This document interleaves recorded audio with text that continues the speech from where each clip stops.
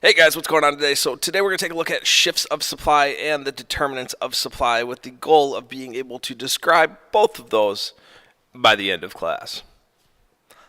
Let's get going. As a review, remember that demand is our ability and willingness to pay for a good or service. Supply is the willingness that producers are going to produce it for a certain price. Right? And our equilibrium is basically the amount that consumers will want to buy and want to produce. It's the perfect market situation.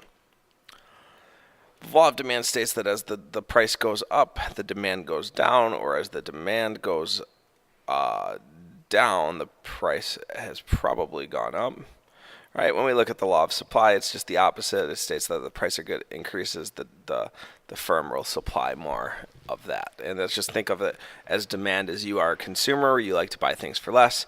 Think of supply as you are a producer, you want to sell things for more. Our Latin phrase, once again, means all things being equal. Again, this is review. We're going pretty quick through this. Anyways, what we will see is we want to see normal goods. If you have more income, you'll buy more normal goods. Normal goods include brand name products like Nike, Apple, etc. Right? An inferior good might be a good that if you have more income, you're not going to buy as often. So maybe that's like Great Value or Meyer brand, whatever it might be. Right? We're using those local markets to kind of fill those in for us.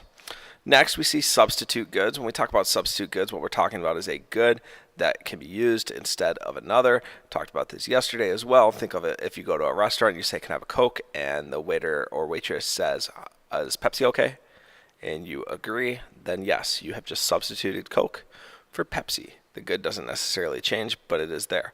Or maybe they don't have pop or soda on their machines. So what you do is you say, "I'll take water," which is also a substitute, right? Complement good would be a good that goes with something else. Think peanut butter and jelly. We use the example today, maybe socks and shoes, maybe, cereal and milk, whatever it is, they complement each other. So maybe when the price of cereal goes up, all right, the demand for milk also goes down, and that's kind of what you would see with that. Now, milk can be used many different ways, so it's not necessarily true there, but it would be something that is kind of helpful with that. All right, our determinants of supply start with the price of inputs. If it costs more to manufacture something, we're not going to be able to manufacture as many, right? Or we're going to have to increase the amount that we manufacture to change the price, right? Technology is not computers or cell phones or iPads or whatever it might be in this circumstance. Technology in this circumstance is simply the ability to turn inputs into outputs. So think like a farmer with a hand plow back in the 1700s. Now all of a sudden we have a horse-drawn plow that makes plowing the field much easier, right? We want to make sure that we do that. A good example of technology is the pop machines at Taco Bell that kind of automatically fill themselves, or the ones at McDonald's that are on a carousel that kind of automatically fill themselves, right? We're cutting down on the amount of time that an employee has to fill those, right?